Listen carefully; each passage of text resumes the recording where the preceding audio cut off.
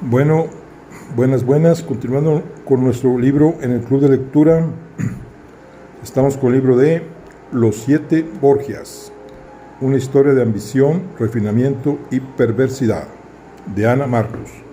Estamos en el capítulo 2 y vamos a terminar aquí lo que es la primera parte de una historia típica medieval en pleno Renacimiento italiano. Y vamos a terminar Dice: por la noche se inició la batalla nocturna al amparo de la oscuridad. Los revoltosos prendieron fuego al convento de San Marcos, donde se había refugiado uno de los altos cargos de la ciudad, Francisco Valori. Francisco Valori era portador del estandarte y prior de Florencia, y unos años atrás había mandado ejecutar a un tal del Nero, de la facción contraria, acusado de conspiración, pero al parecer sin suficientes pruebas. La revuelta que se organizó a propósito de Savonarola sirvió a la familia y a la facción de Nero para vengarse de Valori, porque saquearon su casa y mataron a su mujer mientras él huía del convento en llamas por los tejados de Florencia. Cuando consiguieron atraparlo, no hubo juicio ni encarcelamiento, porque lo mataron a golpes ahí mismo. Lo que empezó con un enfrentamiento entre dos órdenes religiosas rivales se convirtió en una batalla campal entre dos partidos políticos que costó muertos y heridos a centenares. Finalmente, la señoría decidió publicar un decreto de exilio para todos los que protegiesen a Savonarola. Tras una noche completa en lucha, el dominico se entregó, y como el pueblo es voluble y hoy odia lo que ayer adoró, Savonarola recorrió el camino desde el convento de San Marcos hasta el Palacio Berucho, entre insultos, gritos y escupitajos. Solo 2 de sus discípulos le siguieron a la pasión, al interrogatorio y a la tortura, porque los demás se apresuraron a escribir al Papa renegando de su prior. Pero la señoría se negó a entregar a Savonarola al Papa, sino que ahí mismo, en Florencia, se le procesó como hijo de la iniquidad y se le declaró culpable de herejía y de cisma. La sentencia fue civil, no religiosa, porque al fin y al cabo el mayor pecado de Savonarola fue atentar contra su propio país, dejándose llevar por su exacerbado celo puritano, fruto sin duda de su delirio místico religioso. No murió por causa de la Iglesia, que por mucho menos había hecho quemar vivo a Juan Hus un siglo antes, y estuvo a punto de hacer matar a Lutero medio siglo después, sino que murió víctima de la venganza del pueblo, defraudado en sus esperanzas de tener entre ellos un profeta y un santo.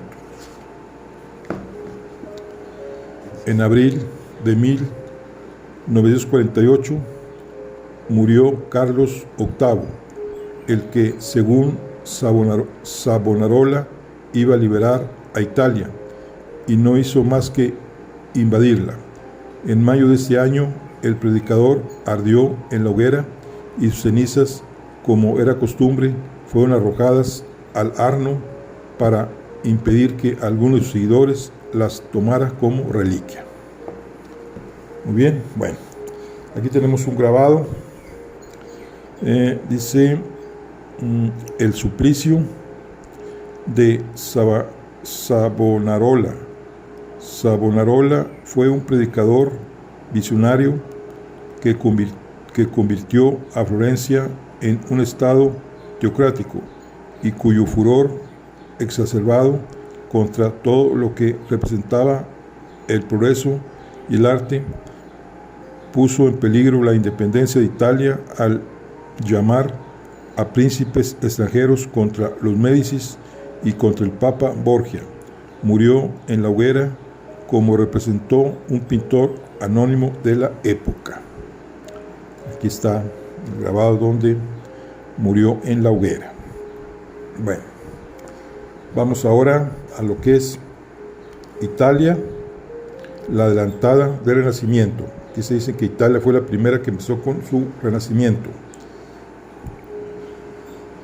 Dice, la historia de Italia es la historia de las luchas, alianzas, rupturas, agrupaciones, desagrupaciones, vindicaciones e invasiones de un mosaico de estados y ciudades.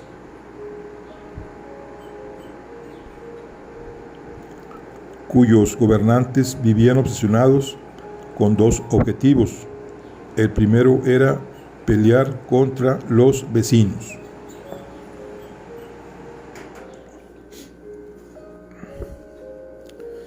El segundo, reclamar la intervención de terceros para dirimir sus disputas con la esperanza de que se las solucionasen. El problema es que los terceros eran muchas veces países extranjeros que aprovechaban para quedarse en algún territorio italiano y luego resultaba muy difícil echarlos. Lo hemos visto en el caso de Carlos VIII de Francia. Bueno, vamos a ver aquí primeramente los estados italianos. Dice, en aquella época Italia estaba formada por 20 estados soberanos que habían conseguido independizarse del Sacro Imperio Romano Germánico. Unos eran republicanos como Florencia, Siena, Génova o Venecia. Otros eran ducados como Monteferrato, Saluzzo o Massa. Algunos eran muy reducidos como Trento, Asti o Guastalla. De los 20 solamente había 5 estados importantes.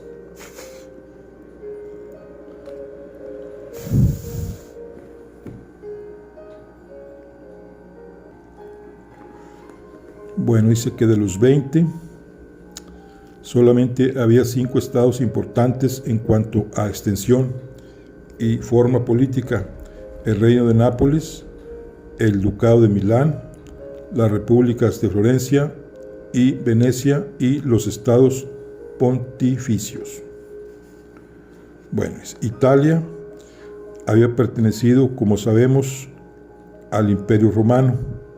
Después fue conquistada en gran parte por los ostrogodos y más tarde por los longobardos.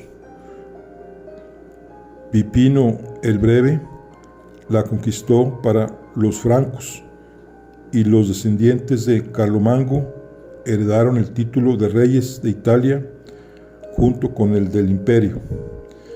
El emperador alemán tuvo siempre derecho sobre ella hasta que ya en el siglo XIV Carlos IV de Luxemburgo renunció definitivamente a la corona de Italia.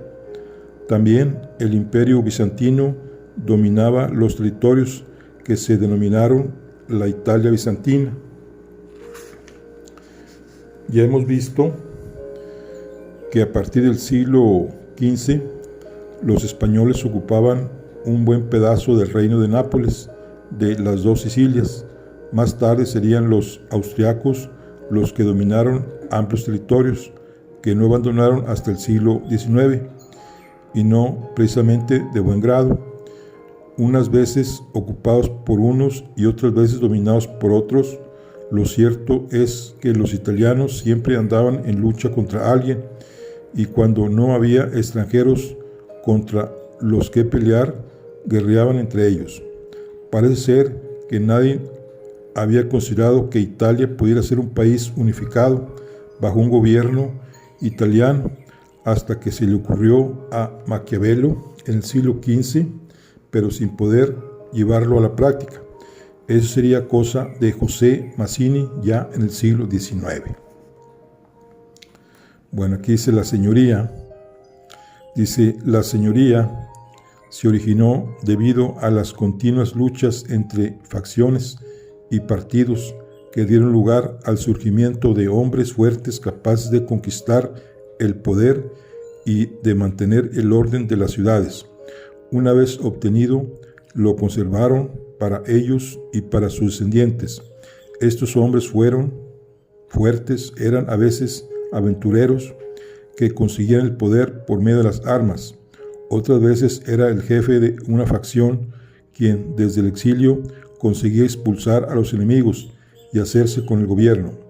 Otras veces podía tratarse de un comerciante rico y astuto que sabía mover los hilos de los clientes para llegar a la cima, haciendo creer que no se preocupaba por la política, como fue el caso de los Médicis.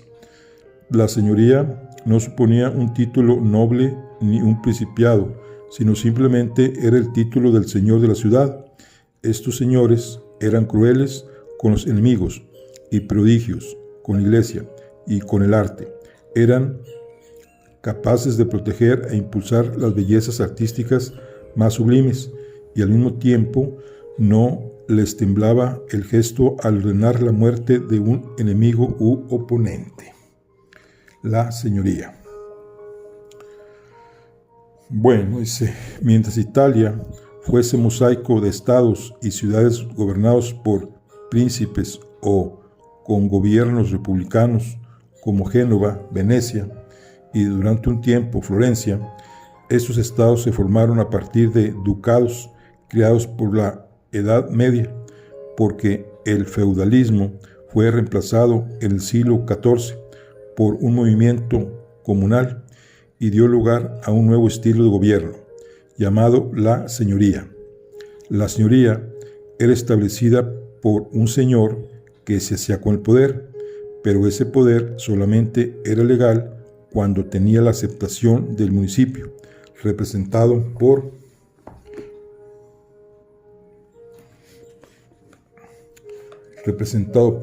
la Asamblea de los Ciudadanos. El municipio no era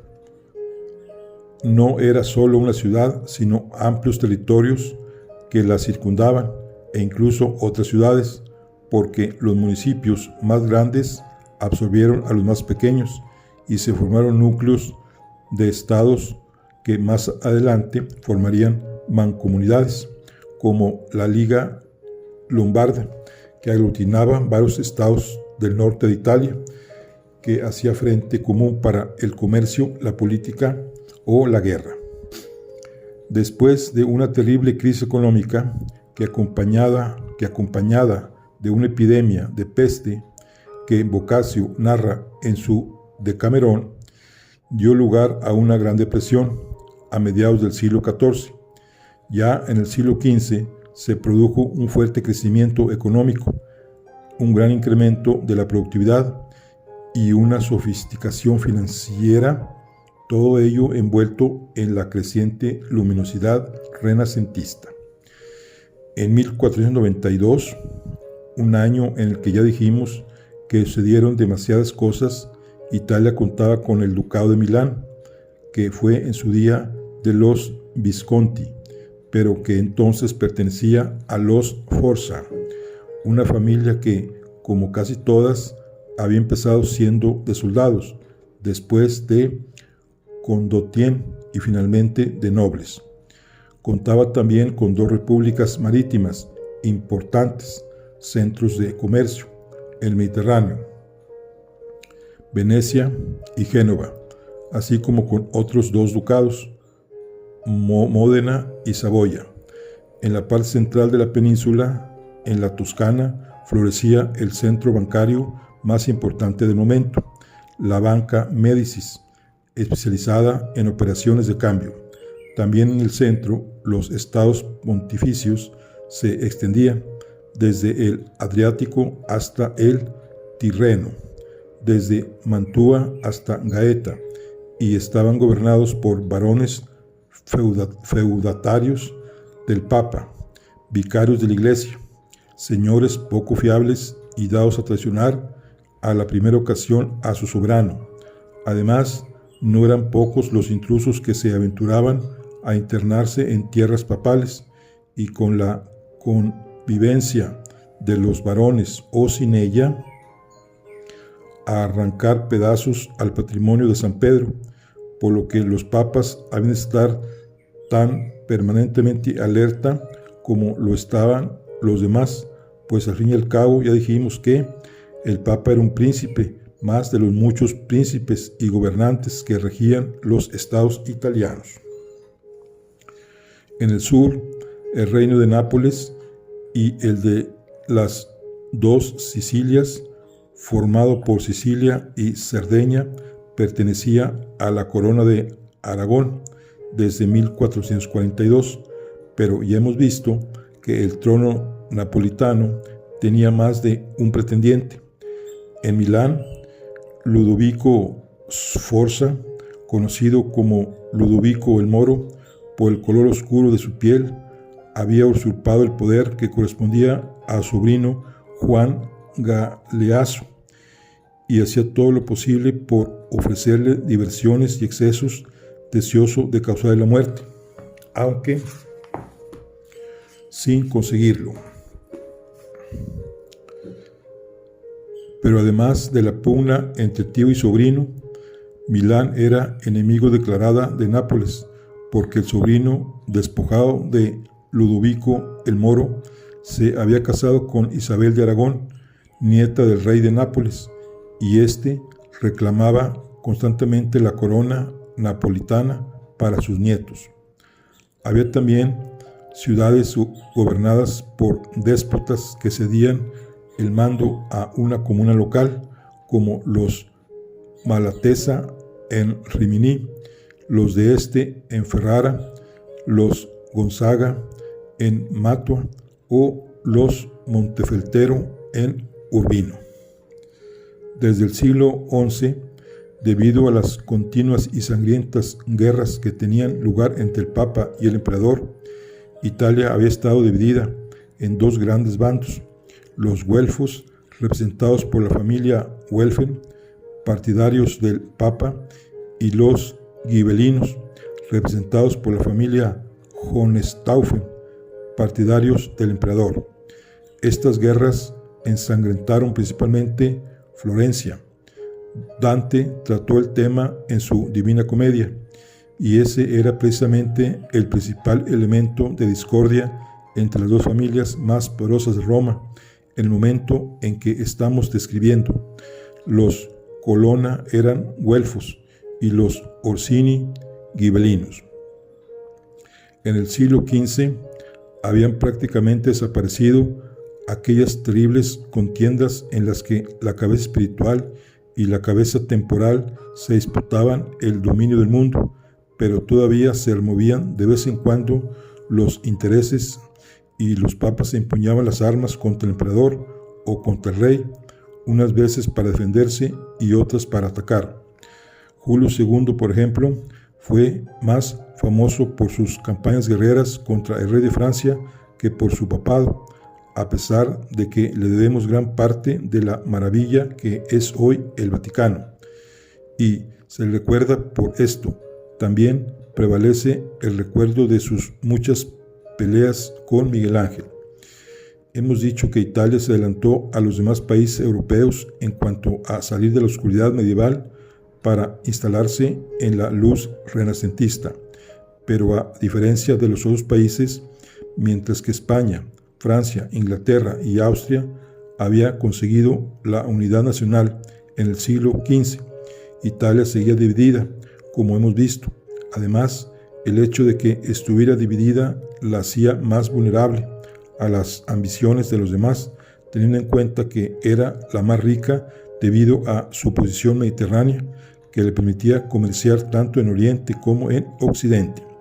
Italia era, en suma, el mejor botín de guerra que los demás países podían apetecer. Aquí está, tenemos el mapa. La Italia renacentista, dice, en el siglo XV, Italia era un mosaico de estado y ciudades independientes, gobernados por señores que luchaban continuamente entre sí, unos contra otros y todos contra todos, aliándose temporalmente contra un enemigo común para romper después la alianza y disputarse un nuevo objetivo. Bien, aquí está lo que es Italia, pues está toda Italia, aquí están, por ejemplo, de Italia, aquí están Reino de Nápoles, estados papales en el centro, Siena, Florencia, Ferrara, Mantú, Milán. Aquí, muy bien. Ok.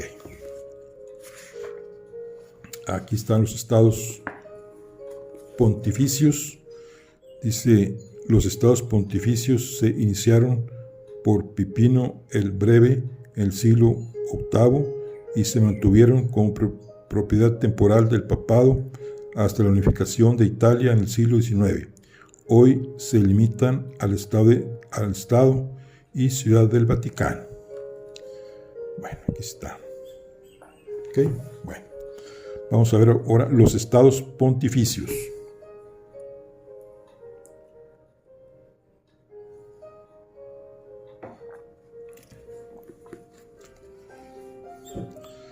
En el siglo VIII, Pipino el Breve cedió al papado amplios territorios que habían pertenecido a Bizancio, a quien se los había arrebatado los longobardos. Pero el rey Franco había recuperado no para Bizancio, sino para el Papa, a cambio de la unción sacramental que en la Edad Media tenía la virtud de convertir a un usurpador en un príncipe. Pipino había usurpado la corona al último rey Merovingo y por tanto vivía con la constante amenaza de que algún heredero u otro usurpador reclamase el trono. Necesitaba pues la unción sacramental que le convertiría en rey por la gracia de Dios y que perpetuaría en el poder a su dinastía, la de los carolingios. Una vez obtenida, su hijo Carlomagno tuvo la misión divina de reconstruir el Imperio Romano con un nuevo nombre, Sacro Imperio Romano, al que los primeros emperadores alemanes, los otones, añadieron el calificativo de germánico. Así, se dibujó en la península italiana un territorio propiedad de la Iglesia que se denominó Patrimonio de San Pedro, porque en aquellos tiempos los reyes no cedían tierras ni tesoros al Papa, sino a San Pedro. El mismo Pipino depositó en el sepulcro del santo las llaves de las ciudades conquistadas a los longobardos. El Patrimonium Petri creció durante los siglos posteriores, porque los papas se ocuparon de ampliar su dominio, unas veces con guerras y otras con donaciones recibidas de algún príncipe, a cambio de algún favor espiritual.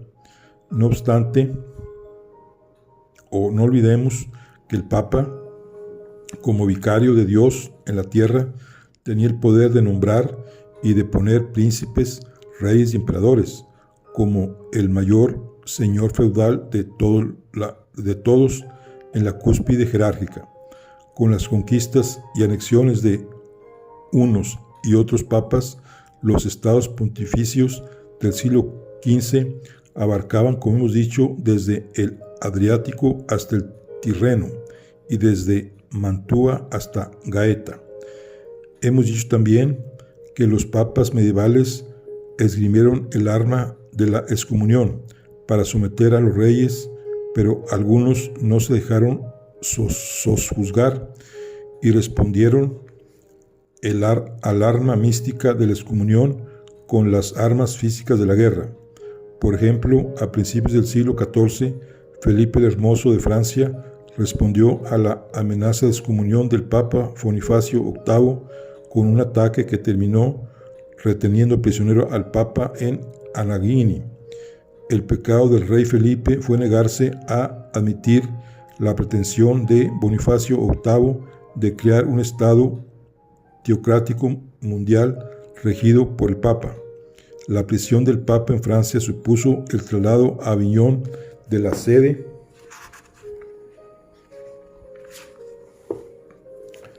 papal, y las elecciones de papas franceses que, como dijimos en el capítulo anterior, se llamó Segundo Cautiverio de Babilonia y culminó con el cisma de Occidente. Los estados pontificios se mantuvieron como los restantes estados italianos, unas veces más amplios y poderosos y otros más reducidos y vulnerables. Ya a finales del siglo XVIII, Napoleón secularizó la mayor parte de los estados pontificios, iniciando el declive definitivo del poder temporal de los papas, porque aunque admitió que el papa fuera soberano de Roma, él se autoproclamó emperador de ella. Por eso Napoleón no se dejó coronar por el papa, sino que se coronó a sí mismo. La caída de Napoleón restableció el poder temporal de la Iglesia, pero Europa ya había cambiado de ideología y el final está próximo. En el siglo XIX, el Risorgimiento, una corriente nacionalista que buscaba la unidad italiana, planteó dos posibilidades: bien crear una confederación de estados italianos presididos por el Papa en forma de república, o bien convertir el reino ya existente de Saboya y Piamonte en el reino de Italia. Bajo Víctor Manuel, fuera cual fuera la solución elegida, seguía existiendo un dominio austriaco en Lombardía, al norte de la península. Después de intentos, negociaciones, revoluciones, luchas a favor o en contra, con la habitual intervención de potencias extranjeras en el conflicto, la decisión final fue un reino italiano con Víctor Manuel II de Saboya a la cabeza. Nuevas guerras y enfrentamientos entre el rey y el papa Rey Pío IX condujeron al dilema de que el reino de Italia renunciase a Roma y mantuviese la capital en Milán, o bien conquistar Roma para capital del reino. Naturalmente, la solución de fuerza llevó a la ocupación de Roma por parte de Garibaldi, al grito de Roma o muerte, y tras la resistencia militar del Papa Rey, más tarde, los pactos de Letrán dieron lugar en 1929 a la creación del nuevo Estado y Ciudad del Vaticano.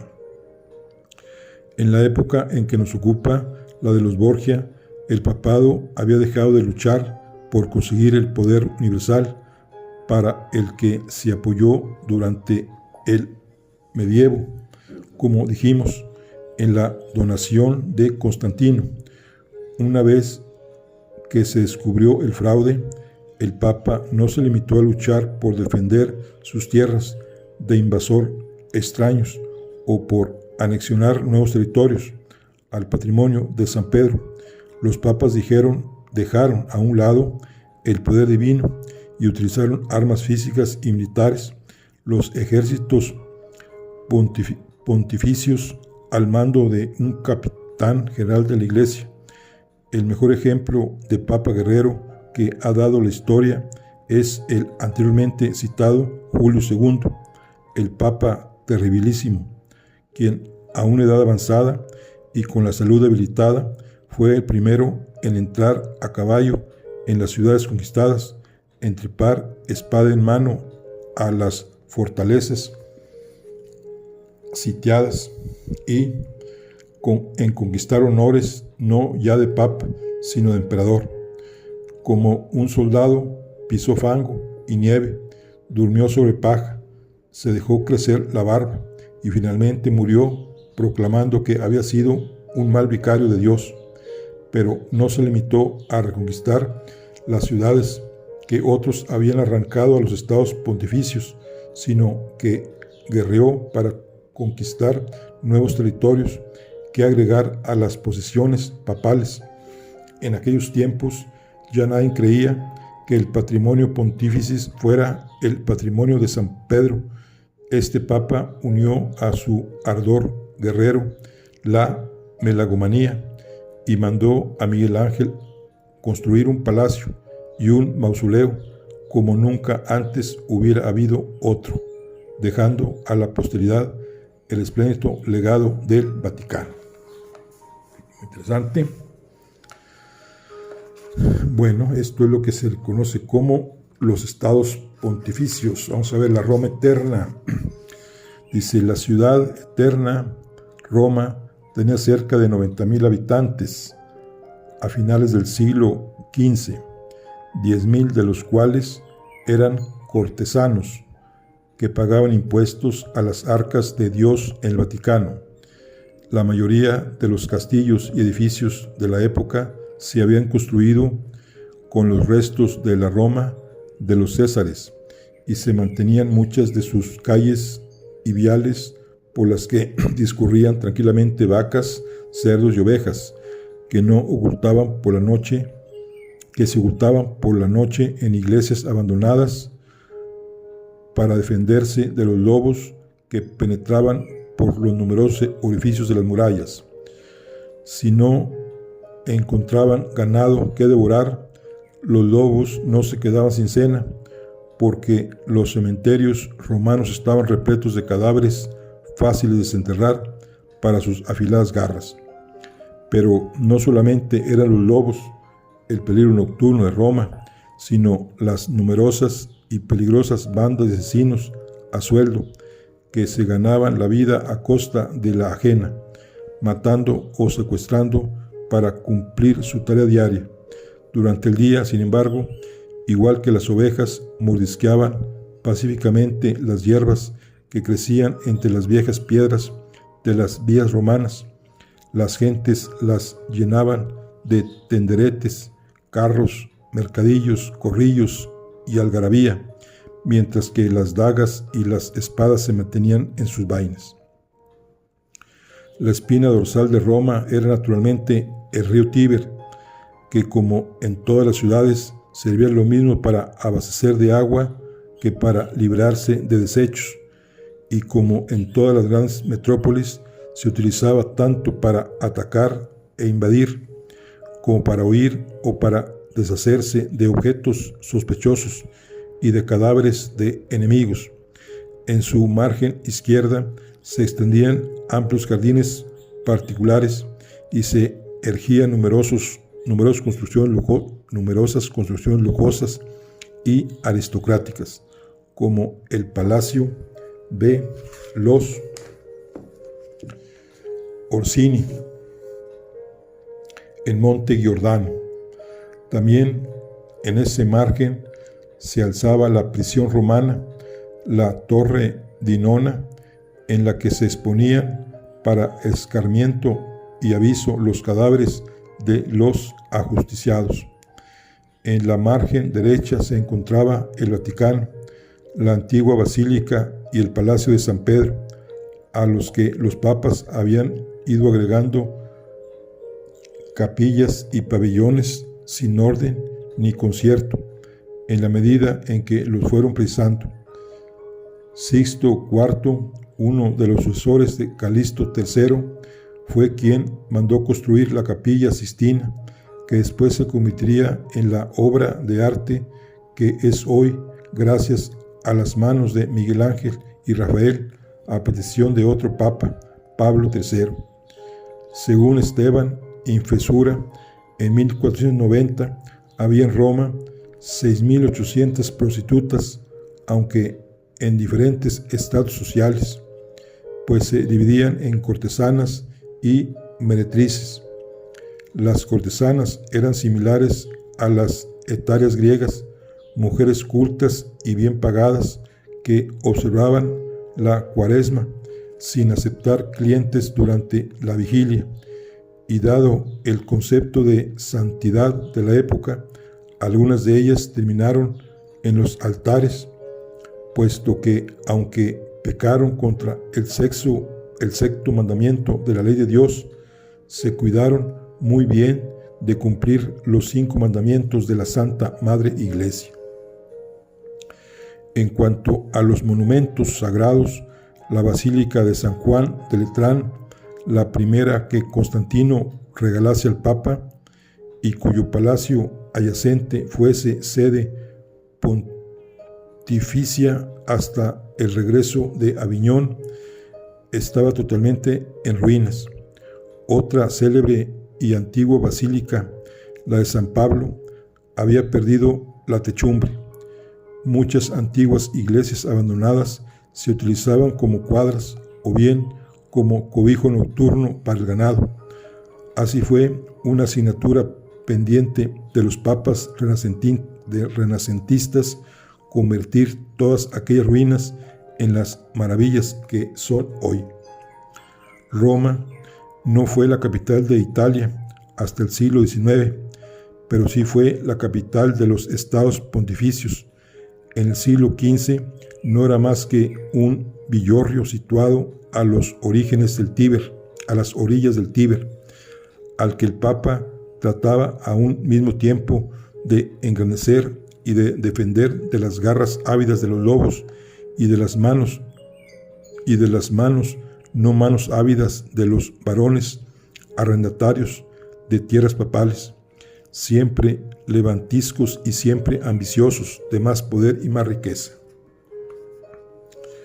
El hombre nuevo. Cuentan de un misionero que llegó a un país bárbaro y hostil para llevar a los indígenas la palabra de Dios. Pronto se vio rodeado de gentes primitivas y montraces que escuchaban con gran atención su narración sobre la vida y milagros de Cristo. Lo que no dejó de sorprenderle, pero su sorpresa llegó a límites insospechados cuando contempló las reacciones de aquellos salvajes ante la descripción de los diversos personajes evangélicos. La figura de Jesús les dejaba, al contrario, indiferentes. Incluso acogían sus actos con cierta burla irónica, pero cuando el misionero realmente vio brillar los ojos de admiración y de una alegría algo feroz, fue cuando apareció Judas en escena. El perfil del Redentor no les había agradado gran cosa, más bien les pareció blando y ridículo, pero se identificaron plenamente con el traidor que entregó a su maestro por un puñado de monedas. Sin duda, con lo que el misionero no había contado era con que la escala de valores de aquellas gentes nada tenía que ver con la que él conocía. Algo así sucede con las gentes que vivieron tiempo atrás. Nos hemos acostumbrado a funcionar con una escala de valores y con ella juzgaron los hechos de la historia.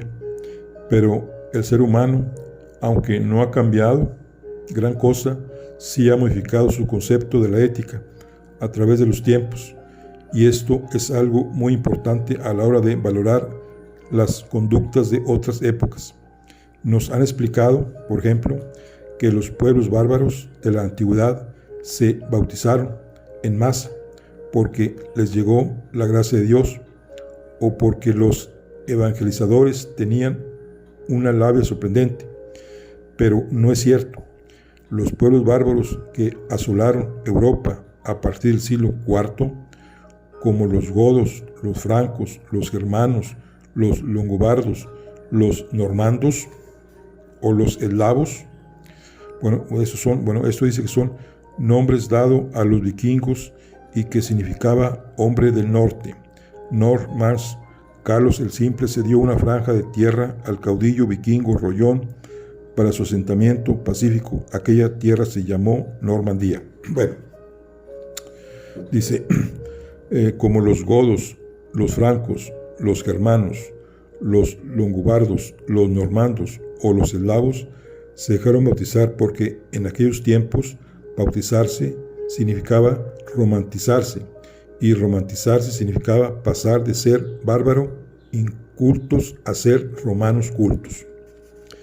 Y todos querían ser romanos, hasta el feroz Atila, tuvo en su corte poetas romanos y se murió sin conseguir una de sus mayores aspiraciones, que era ser reconocido como romano. No obstante, cuando aquellos bárbaros se bautizaban, no renunciaban en absoluto a sus creencias y continuaban adorando a sus dioses, a la vez que al Dios cristiano.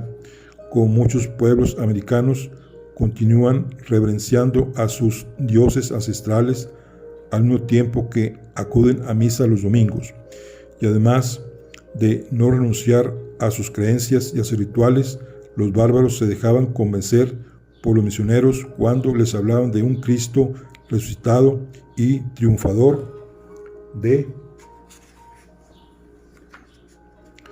la muerte, que vendría sobre una nube con un séquito de ángeles a juzgar a los vivos y a los muertos. Si la narración evangélica se hubiera terminado en la crucifixión, la mayoría de los catecúmenos se hubiera negado a admitir una religión con un Dios tan débil y sumiso. Algo así es lo que sucedía en los tiempos en los que se desarrolló nuestra historia, en los tiempos de la familia Borgia.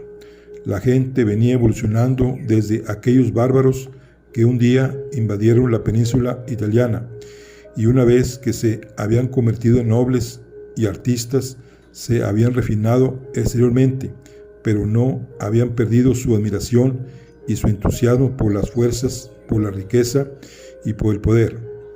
Esos eran sus dioses, aunque también adorasen al Dios cristiano y a los de las bellas artes y las letras.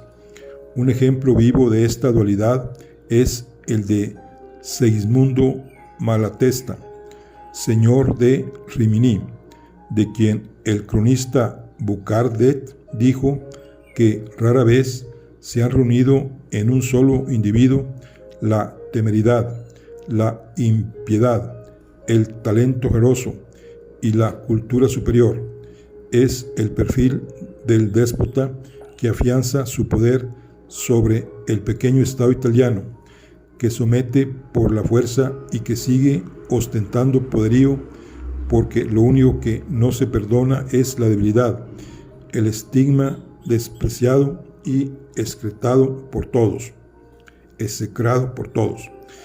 En la Edad Media, el poder es heredado de Dios, pero en el Renacimiento el poder se gana y se mantiene día a día, y no lo consigue el que Dios designa, sino el más capaz para la fuerza, la traición y el fraude, porque si se consigue el poder, se consigue también la impunidad.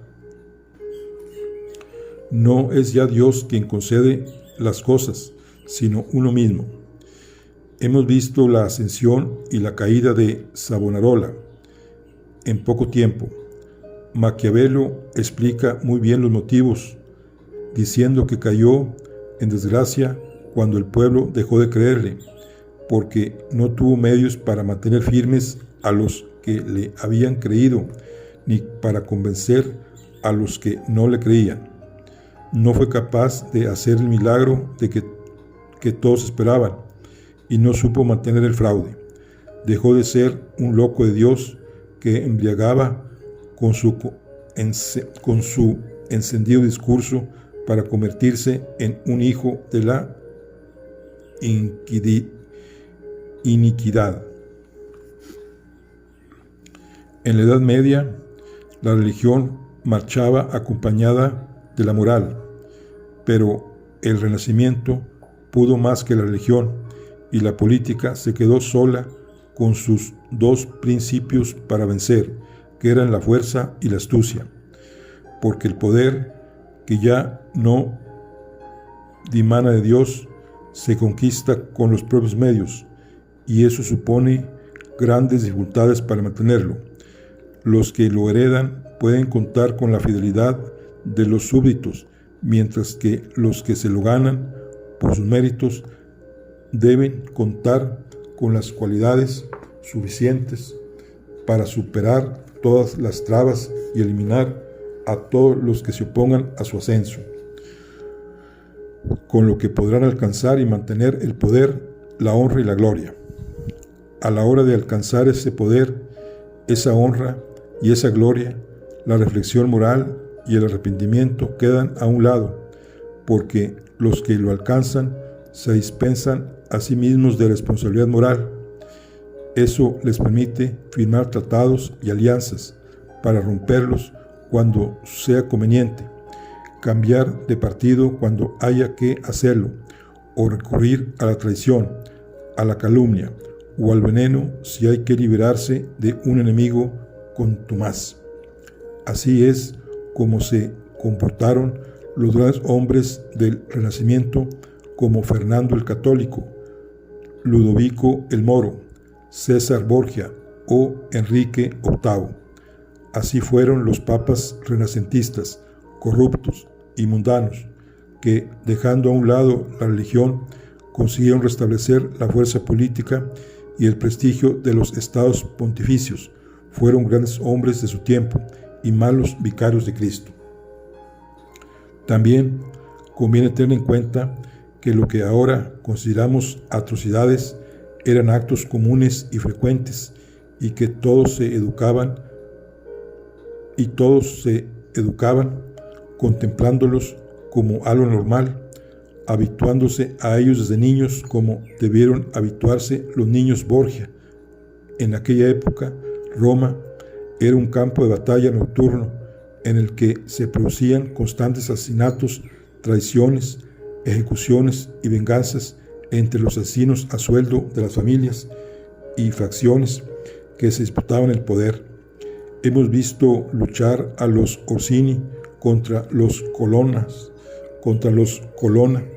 y veremos luchar a los Borgia contra los vicarios de los estados pontificios, los Farnesio, un apellido hoy ilustre al que perteneció una reina española, Isabel de Farnesio. Eran entonces condottieri, mercenarios que luchaban por dinero y enviaban sus mesanadas al que las pagase bien, sin importarles la ética de la causa.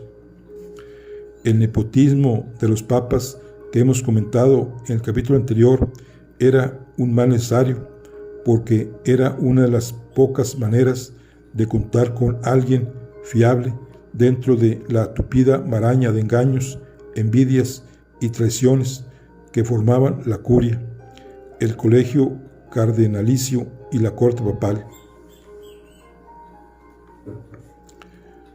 Este nepotismo y la crueldad de los príncipes hoy pueden parecernos excremables, pero en el Renacimiento, hombres tan ilustres como Leonardo, Tiziano o Maquiavelo rindieron homenaje a personajes que no reconocieron a nada ni a nadie superior a ellos y que no sintieron piedad ni remordimiento. Maquiavelo describió en El Príncipe el perfil ideal del príncipe renacentista, como Baltasar Castiglione describió al noble en el cortesano. El príncipe modélico para aquella fase de la historia es César Borgia, aunque algunos autores aseguran que la descripción del príncipe moderno coincide con Fernando el Católico. Lo cierto es que el príncipe que describe es sin duda la clase de hombre que Italia necesitaba en aquellos momentos, porque era el único capaz de hacer realidad el sueño de Maquiavelo, que fue después el de tantos italianos, unificar el país bajo una sola cabeza. Y también es cierto que Maquiavelo encontró precisamente en César Borgia lo que no conseguía encontrar en Florencia, es decir, fuerza, entereza y seguridad. Florencia era entonces un estado débil, es decir, gobernado por un gobierno débil, pues tenía tres carencias fundamentales.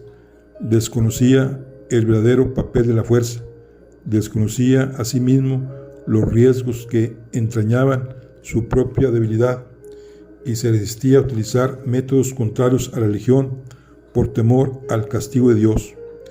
La política florentina era exactamente cautelosa, retrasaba las decisiones hasta el límite y tenía la obsesión de mantenerse al margen de los conflictos, jugando a todas las bandas para no decantarse por ninguna. Maquiavelo vio en César Borgia el polo opuesto a esta política blanda e insegura, y eso le hizo admirarla. Él encarnaba su ideal del príncipe, que necesitaba entonces un Estado para crecer fuerte y poderoso, al socaire de ataques exteriores. Sobre todo, el Estado debía de ser independiente y no necesitar el apoyo constante de potencias externas, porque eso suponía debilidad y necesidad de negociar. Este fue precisamente uno de los puntales de la política del Papa Borgia, que pretendió unos estados eclesiásticos no solamente fuertes y poderosos, sino independientes de poderes externos. Maquiavelo analizó los distintos modos de gobernar y distingue los nuevos territorios que se conquistan con los propios ejércitos y la propia virtud, entre los que, sin haber nacido en cuna noble, se han convertido en príncipes. Cita a Moisés, a Ciro, a Rómulo y a Teseo. Los consejos que Maquiavelo ofrece al príncipe modélico van encaminados a conseguir la adhesión y la estima de sus súbditos, y entre sus virtudes aparece la crueldad, porque el cruel consigue sus objetivos y el humanitario los pierde. Asegura que un príncipe no debe preocuparse por tener fama de cruel, puesto que es más seguro ser temido que ser amado. Sin crueldad no se mantienen las tropas, y la piedad únicamente consigue rebeliones, y solo de los hombres de esa especie se puede esperar la liberación de Italia de los bárbaros y los extranjeros que la invaden y la amenazan. Y la crueldad no es solamente patrimonio del príncipe, sino del pueblo, muy dado a rendir culto al vencedor y destruir al vencido. Una cosa lleva a la otra. Bueno, aquí está la fotografía de lo que es de Maquiavelo. Nicolás Maquiavelo, dice, supo describir a la perfección el perfil del hombre de quien Italia podía esperar su liberación y su unificación. Un príncipe fuerte, poderoso, cruel, despiadado, capaz de defraudar y de traicionar cuando fuera preciso, capaz de crear y romper alianzas en los momentos necesarios. Un príncipe como César Borgia, o según algunos autores, como Fernando el Católico.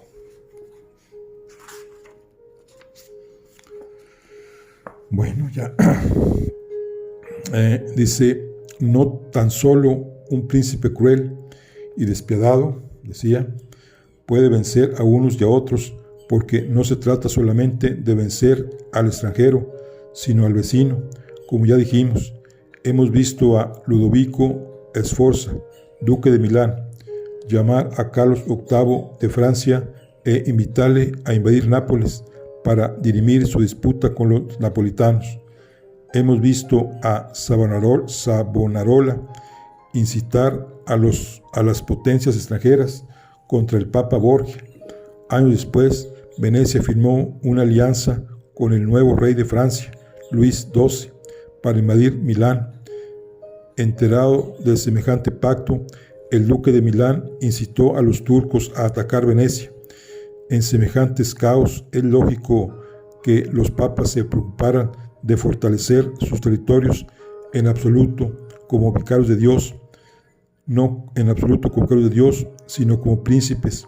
Tener a los turcos cerca era el peligro supremo, mucho peor que la amenaza de los franceses, los españoles o los alemanes.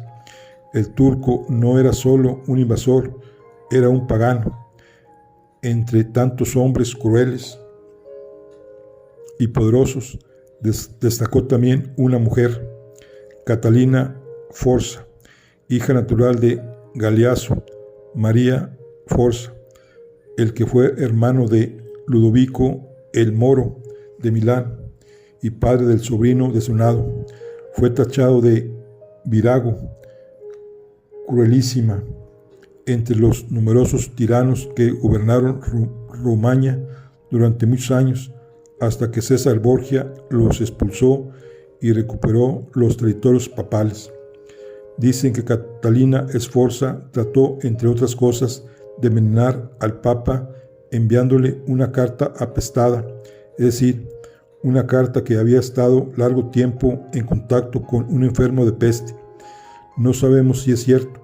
Lo que sí sabemos es la fama de malvada, brutal y guerrera de esta mujer, pero no era más que un subproducto de su época. Con apenas 10 años la casaron con un sobrino del Papa Sixto IV, Jerónimo Riario, bestial e inhumano. Con apenas 13 años vio apuñalar a su padre, víctima de una conjura. Más tarde vio morir también apuñalado a su segundo marido, cuyo cadáver fue después arrojado por una ventana. Siendo ya viuda, tuvo también que ver cómo 2 sacerdotes de Forlì, ciudad de la que era señora, asesinaban a su amante, al que el pueblo al parecer odiaba. Si ella fue después despiadada y violenta, no hizo más que acomodar su conducta al ambiente en el que había crecido. De ella se cuenta que se vengó brutalmente no solo de los asesinos de su esposo, sino en sus familias, que mal podían ser culpables. Dicen que mandó torturar y matar a los cabecillas y culpables de la sedición, y que en el tormento incluyó a sus mujeres y a sus hijos. La matanza alcanzó a unas 40 personas, y la venganza más atroz alcanzó a la esposa y a los hijos pequeños del principal instigador de la rebelión, que según cuentan fueron arrojados a un pozo erizado de espinos. Así eran los tiempos y así eran las gentes. Bueno, es el final del capítulo 2. Aquí está el capítulo 2, que despierta humanidad. Entonces, aquí concluimos la lectura. Vamos después a continuar con lo que es el capítulo 3, a ver qué nos dice de la corte femenina. Bien, la corte femenina, que esta la vamos a ver en nuestra siguiente lectura. Aquí está, los predecesores. Pero bueno, esto lo vemos en nuestra siguiente lectura. Por hoy concluimos. Nos vemos en la siguiente. Hasta luego.